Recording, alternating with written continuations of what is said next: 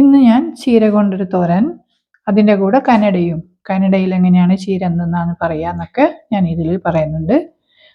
ആദ്യം ചീരക്ക് കനഡയിൽ ദെൺടു, ദെൺട്ടിന് സൊപ്പു എന്ന് പറഞ്ഞാൽ, സൊപ്പു എന്ന് പറഞ്ഞാൽ ഇല എന്ന് പറയില്ലേ നമ്മൾ, അതുപോലെ സൊപ്പു. ദെൺട്ടിന് സൊപ്പു, അത് ചുവന്നതാണ് കെമ്പു ദെൺടു. പച്ചയാണെങ്കിൽ സാധാരണ ചീരയാണെങ്കിൽ ചീര ദെൺടു എന്ന് മാത്രം പറഞ്ഞാൽ മതി. പിന്നെ ഞാനിവിടെ ഉലുവ ചീര എടുത്തിട്ടുണ്ട്. ഉലുവക്ക് കന്നഡയിൽ മെന്ത്യ സൊപ്പു, പിന്നെ സൊപ്പു എന്ന് പറയണം. സൊപ്പു മീൻസ് അത് തന്നെ നമ്മൾ പറയുന്നില്ല ഇല എന്നൊക്കെ പറയുന്നത്, സൊപ്പു എന്ന് പറയും കന്നഡയിൽ. അപ്പോൾ ഉലുവക്ക് ഞാൻ മെന്ത്യ സൊപ്പു, ചീരക്ക് ദെൺട്ടിന സൊപ്പു. അപ്പോൾ ചുവന്നതാണ് ഞാനിവിടെ എടുത്തിരിക്കുന്നത്. അപ്പോൾ ചുവന്നതിന് ಕೆಂಪು ದಂಟಿನ ಸೊಪ್ಪು ಮತ್ತು ಮೆಂತ್ಯ സൊപ്പു. രണ്ട് ചീരയാണ് ഞാൻ എടുത്തിരിക്കുന്നത്. അത് ഉലുവ ചീര ഞാൻ കുറച്ചേ എടുത്തിട്ടുള്ളൂ, അധികം എടുത്തിരിക്കുന്നത് ചുവന്നതാണ്. അപ്പോൾ ഉലുവ കുറച്ച് ഇതിൽ കാണിക്കുന്നൊരു വീഡിയോയിൽ അതുപോലെ കുറച്ചെടുത്താൽ മതി. ഇത് രണ്ടും ചെറുതായി ಅರಿഞ്ഞು വെക്കണം.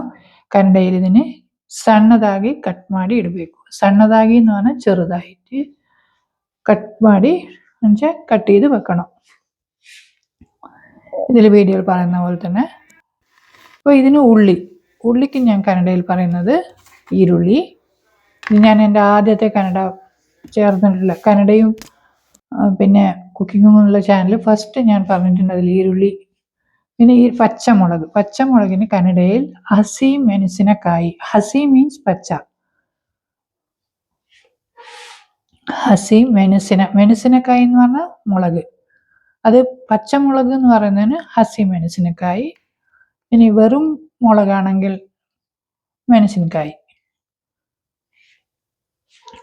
ഇതും ചെറുതായി അരിഞ്ഞു വെക്കണം. അതിന് ಕನ್ನಡയിൽ പിന്നെ ഇതേപോലെ തന്നെ പറഞ്ഞാൽ മതി, ಸಣ್ಣದಾಗಿ ಕಟ್ ಮಾಡಿ ಇಟ್ಕೊಬೇಕು ಅನ್ನೋನ വെക്കണം. ಮೆಣಸಿನಕಾಯಿಯನ್ನು ಸಣ್ಣದಾಗಿ ಕಟ್ ಮಾಡಿ. ഇത് നിങ്ങൾക്ക് കുക്കിംഗ് ചെയ്യുമ്പോൾ ഇതിൻ്റെ കൂടെ നിങ്ങൾക്ക് കന്നഡയും പഠിക്കാൻ പറ്റും. കാരണം ഞാൻ കന്നഡയിൽ ഈ ഉള്ളിയുടെയും ചീരയുടെ ഒക്കെ പേര് ഞാൻ മലയാളത്തിൽ തന്നെ എഴുതി കാണിക്കുന്നുണ്ട് വീഡിയോയിൽ. ഞാനിടുന്ന ഇനി എല്ലാ വീഡിയോയിലും ഞാൻ ഇതേപോലെ കന്നഡയും വേർഡ്സും ഞാൻ ഇടുന്നുണ്ട്. നിങ്ങൾക്ക് പഠിക്കാൻ ഈസിയാവും. ഒരുപാട് ബാംഗ്ലൂർ മലയാളീസ് ഉണ്ട്, അവർക്കൊക്കെ മലയാളം മാത്രം അറിയുന്ന ആൾക്കാരുണ്ട്. കന്നഡ ഒരുപാട് കൊല്ലം ബാംഗ്ലൂർ താമസിച്ചിട്ടും കന്നഡ പഠിക്കാൻ പറ്റാത്ത സാഹചര്യമുള്ളവരും ഉണ്ട്. അതുകൊണ്ട് ഈ വീഡിയോ അവർക്കൊക്കെ ഉപയോഗമാവും.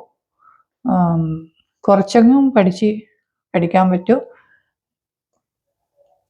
ഇതിൽ ഞാൻ വെജിറ്റബിൾസിൻ്റെ പേരിൻ്റെ കൂടെ പറയുന്നത് എങ്ങനെയാണെന്നൊക്കെ നിങ്ങൾക്ക് ഇതിൽ മനസ്സിലാക്കാൻ പറ്റും.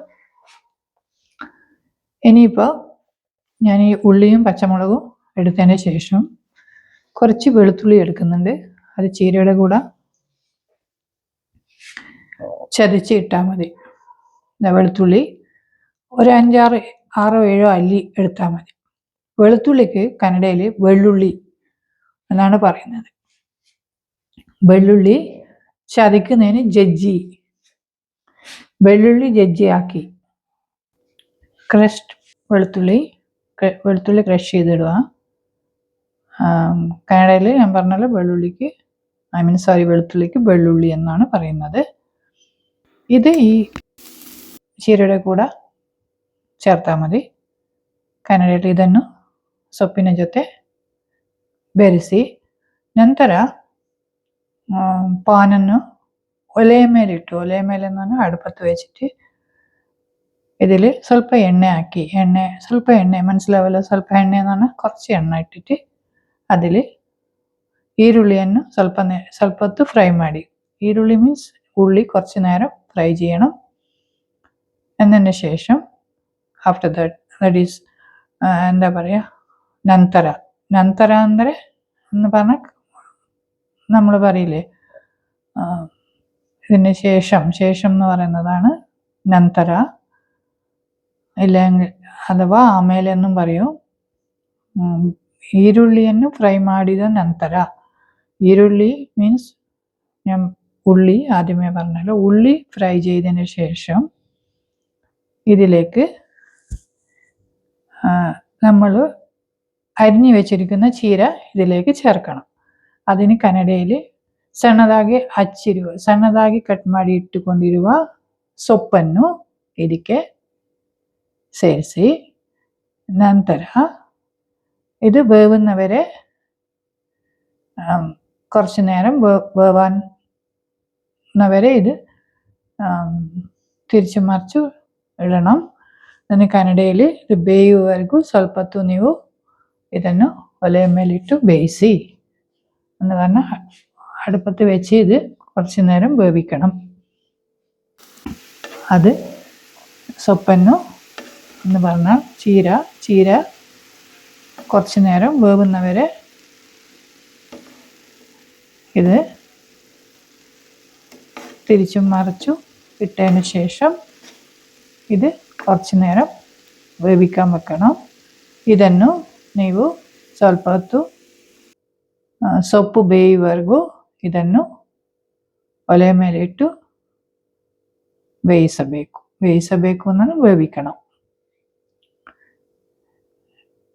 ഇപ്പോൾ ഇത് ഏകദേശം വെന്ത് കഴിഞ്ഞു. പിന്നെ ഞാൻ ഒരു കാര്യം പറയാൻ മറന്നു. ഈ ചീരയുടെ കൂടെ ഉപ്പ് ಇಡണം. ಅದು ಕನ್ನಡಿಯಲ್ಲಿ ಈ ಸೊಪ್ಪಿನ ಜೊತೆ ಎಷ್ಟು ಬೇಕೋ ರುಚಿಗೆ ತಕ್ಕಷ್ಟು ಉಪ್ಪನ್ನು ಹಾಕಬೇಕು. മീൻസ് ആവശ്യത്തിനനുസരിച്ച് ഉപ്പിടണം. എല്ലാം കഴിഞ്ഞ് വെന്തതിന് ശേഷം ഞാൻ ഇത് ചെരുവി വെച്ചിരിക്കുന്ന തേങ്ങ ഇതിലേക്ക് ആഡ് ചെയ്യുന്നുണ്ട്. തെങ്ങിനക്കായി ലാസ്റ്റില് തുരിത തെങ്ങിനക്കായി, ತುರಿದ ಮೀನ್ಸ್ ಚೆರವಿ വെച്ചിരിക്കുന്ന ತೆಂಗಿನಕಾಯಿಯನ್ನು ಹಾಕಬೇಕು.